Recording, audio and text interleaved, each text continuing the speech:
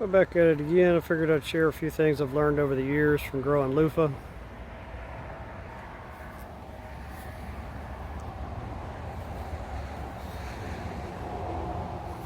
So here we have my little patch of loofah for the year. This is about a 20-foot section of fence, as well as this side, and there's four plants planted in one spot right here at the bottom. You can see them. The bottom doesn't take up a lot of area, but the vine sure likes a lot of area. The bees really like them.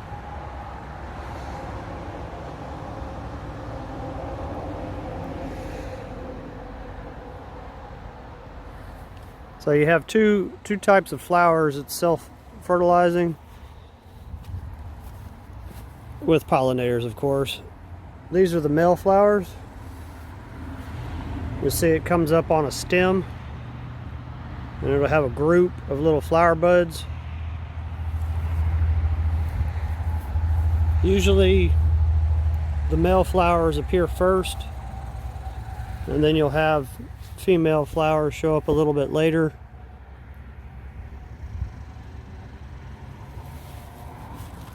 So here's a female flower. You can see it has a little miniature loofah, and then the flower will be on the end. So if this gets pollinated, this will just keep growing, and it can get up to 2 foot long depending on the variety of loofah.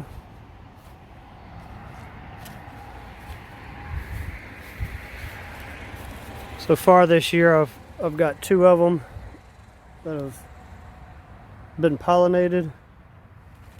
You can see this thing's pretty good size.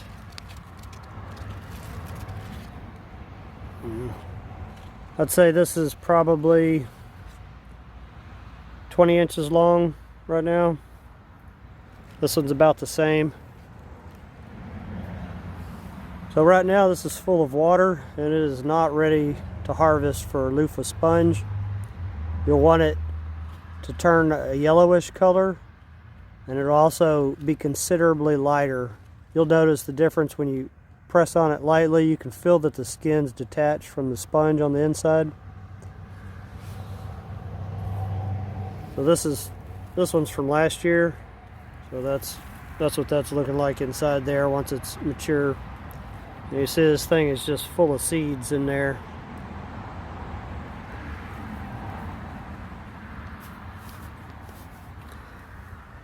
If you're wanting to eat the loofah, no larger than around 1.5 inches diameter, or probably no longer than 10 inches long, you want to harvest it to eat.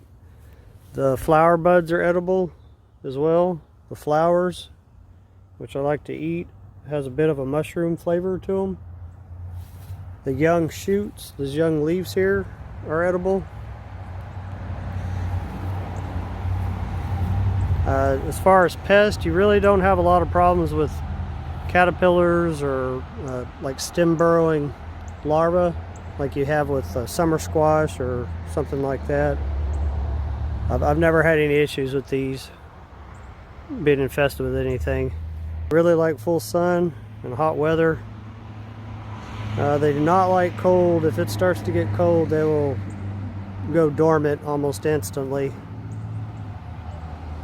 I'm in grow zone 9A here in South Texas. Quite humid. Doesn't have to be humid to grow them, but that's the environment here.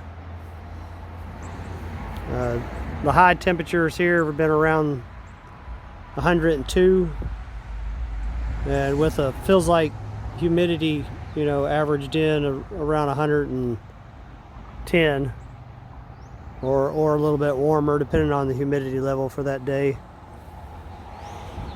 So out at the ranch, I'm at grow zone 7B, and they'll grow just fine there. Grow zone 6 around the highest that you'll be able to get these to mature.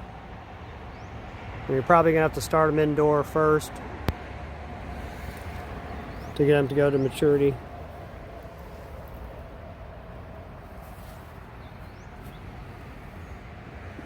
Well, that's a few of the things I've learned over the years of growing them. Well, I'll see you on the next one.